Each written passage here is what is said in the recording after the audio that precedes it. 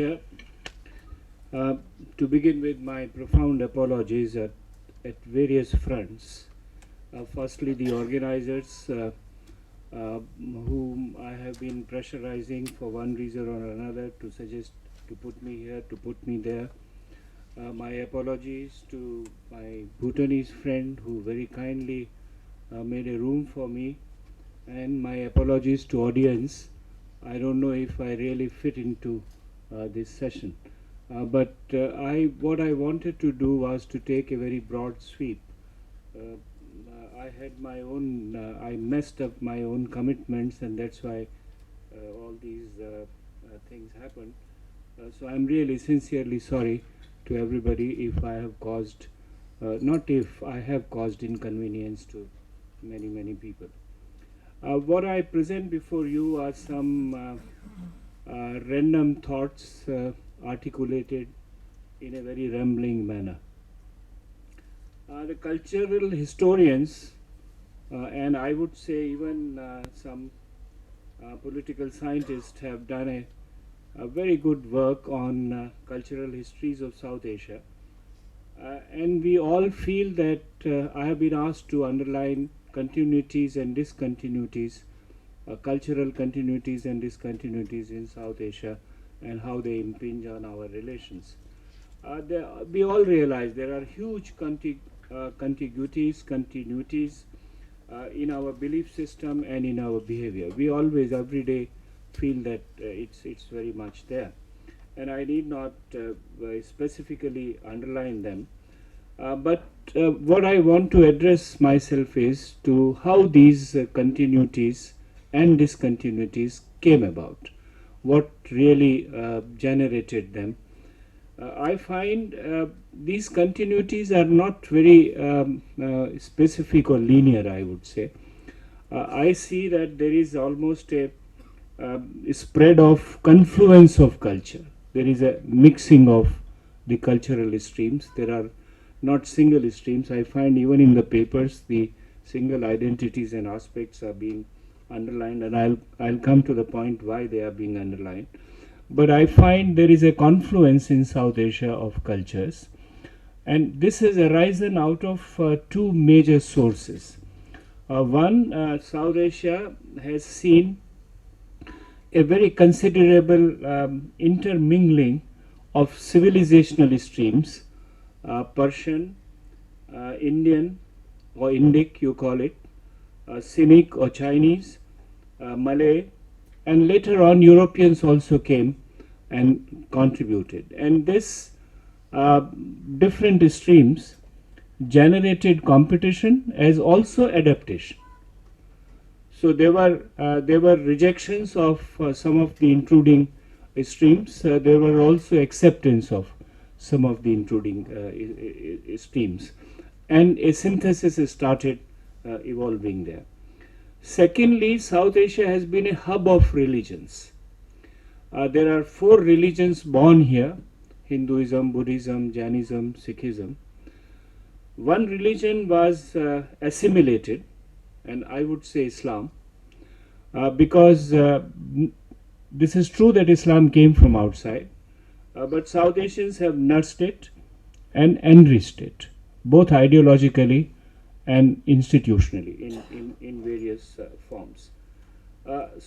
And one religion has been adopted, and I would say Christianity, to a very large extent, has been adopted with whatever its nuances are, though with in terms of numbers maybe minority, but it is very much there. And they again, like the civilizational streams, intermingled with each other, enriched each other, sometimes competitions where specificities also became very prominent. But you see them scattered all over the region. Ravan area, Sita area, Ajmer Dargah, Panja Sahib, Bamyan Buddhas, Ganges.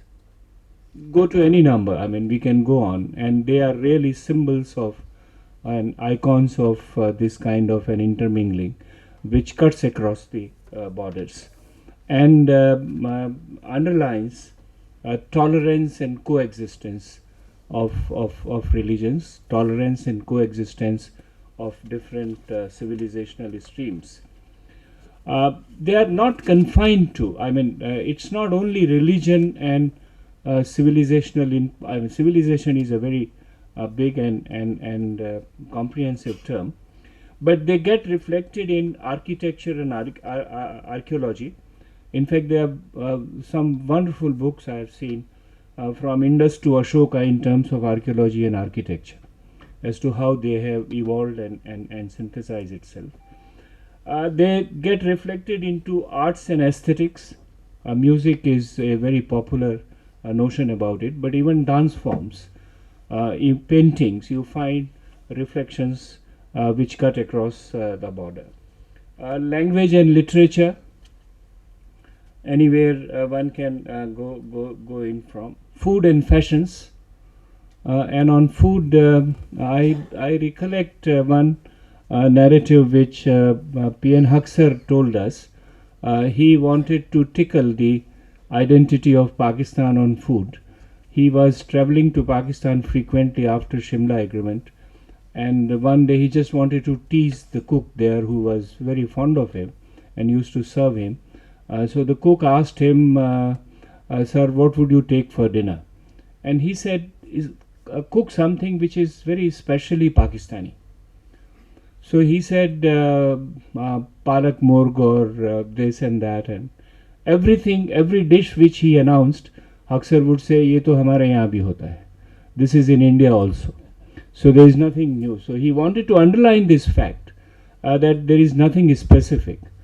Nikhil Chakravarti was sitting there when Huxer narrated it, and in order to tease Huxer, he said, "Sir, you thought you wanted to convey that everything which he does is Indian. You forgot that there were a lot of influences which came from Central Asia, which Babur and his successors brought in. Even before that, in terms of the spice trade and the taste buds as they were developed. So it's not specific, and I think it was a wonderful point to say, which I want to flag, as this cultural confluence may appear to be India-centric to some, but it is not actually India-owned.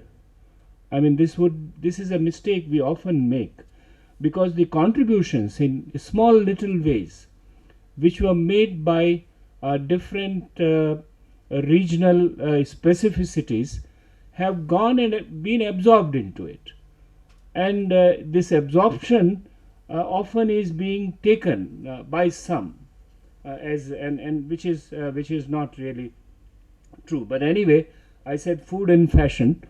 It is reflected in diaspora, which we have spread of people all over the region, again cutting across the borders. It is evident in ideas and institutions which we have, including democracies. We talk of, he's talking of Nepal Constitution, he's talking of secularism, talking of inclusiveness. There is a spread even in political arena, and of thoughts and philosophies. So you look at all these things and you find there are reflections which are going off this spread of what I call the cultural confluence. This happened because this cultural confluence traveled on the vehicles of empires, starting from Maurya, Gupta, Cholas, anything, to the British, that it traveled on. Empires took them away. Commerce became a very, very powerful vehicle in taking them along. Traders, therefore, played a very important role. Voyagers, and of course, philosophers and thinkers who traveled and communicated in different ways their thoughts and ideas. I've said it is not India-centric. It is India-centric, but not India-owned. And there are very significant sharings which are there. And there is no streak of, there were minor conflicts in South Asia which emanated from culture. But I have an uncanny suspicion, and I may be wrong, please correct me or reject whatever I am saying, that the conflicts took cultural icons in terms of their flags and main objectives, but they were essentially political conflicts where cultural divisions were used to project them. So I don't see any religious or civilizational wars in South Asia. There were conflicts, but not like the crusade or not like what you found between Christianity and Islam. You don't find all these religions, including adopted one and including assimilated one, actually coming to fight with each other and challenging existence of that. That really did not happen. And that made some components of this cultural confluence a primary and more apparent, but not dominant in terms of dictating. As I said, it is really taken up. Now, if you, why then these discontinuities have happened and taken place? If this is how the powerful streams were there, and again, I'd like to flag some of the factors. One, there was essentially the emphasis on specificities coming out of internal conflicts in each civilizational and religious stream, for leadership, for dominance, for shaping the stream as a whole. And take, for instance, in case of religion, there is no religion which is not divided internally. I mean, you can talk of Hinduism, but you go deeper into it, you have Shaivites and Vaishnavites. I mean, there are 4 Puri mats which compete with each other in the same framework. In Islam, you have, of course, Shias, Sunnis, and Ahmadiyas, Hinayan and Mahayan streams in Buddhism, Akalis and Nirankaris. I mean, even in Jainism, you go the Svetambars and what is the other name? But you have, therefore, there is no religion which is internally cohesive. And these things have come out of the internal struggles for dominance and for defining what that religion really means. Then there was competition which was injected by the incoming cultural or religious streams, if at all. With, as I mentioned, with Christianity, with Islam, when it came, there were few notions accepted, few notions rejected. Akbar wanted to have a new form of religion which represented a synthesis. Some of his successors went against it and did something else. So there were intrusions and influences which again led to competition and conflict. But more important than this was, I think, the rise of identity, socially, religiously, politically, everywhere. And the identity movements and identity struggles have acquired a far bigger and vital political space. And intermingling of identity with politics, I think, is the poison in terms of social harmony, social stability, or whatever you call it.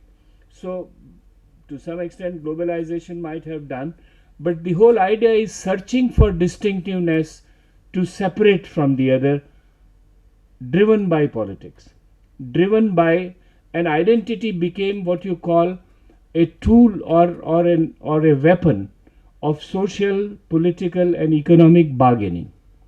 So wherever this has widened and sharpened the internal conflicts in a very serious manner.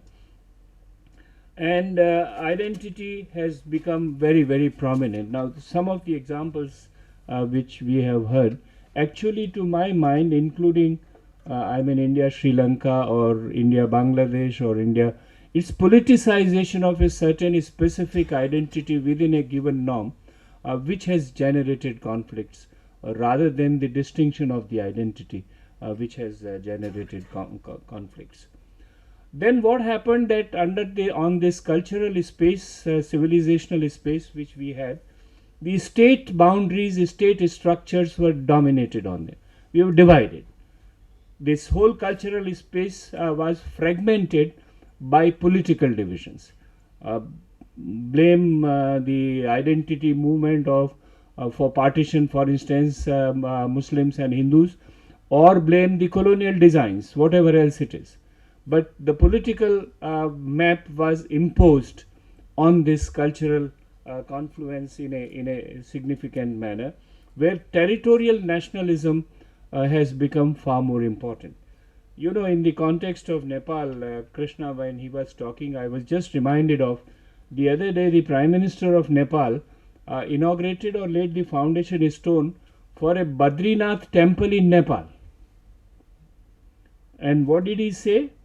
He said, so that we don't have to go to India. It's mind-boggling. This is how I think everywhere, and we can go into, I haven't done a detailed study, but we can get into the specifics of what really happens where you politicize a certain specificity of culture.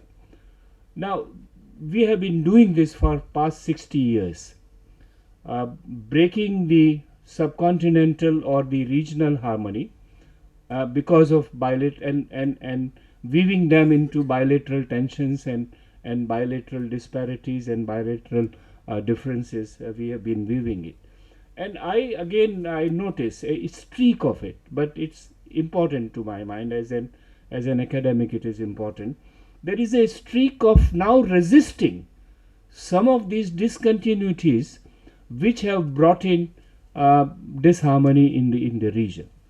And I give two examples, and the Pakistan-India relationship can be the best example of that.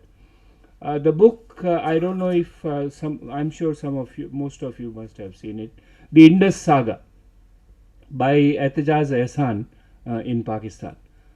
And he goes back to the Indus civilization, which is pre-Islam, and therefore tries and connects the kind of harmony which was built up there and as a symbol. And there have been many speeches there. And latest is Nawaz Sharif going and celebrating Diwali in Karachi, being with their Hindu brethren. I mean, these are just, I picked up on Pakistan. We can go into, in Nepal we all go and pray to Pashupatinath for our success and promotions, and all Nepalis come and wash their sins in Ganges.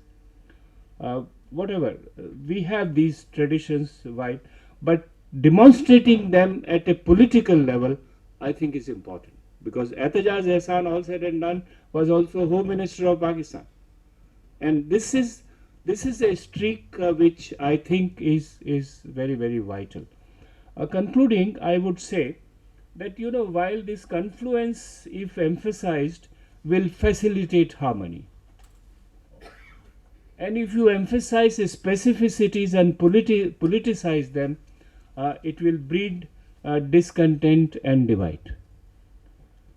So what do we want to do in the region? What do we want to do in bilateral relations so far as the role of culture is concerned?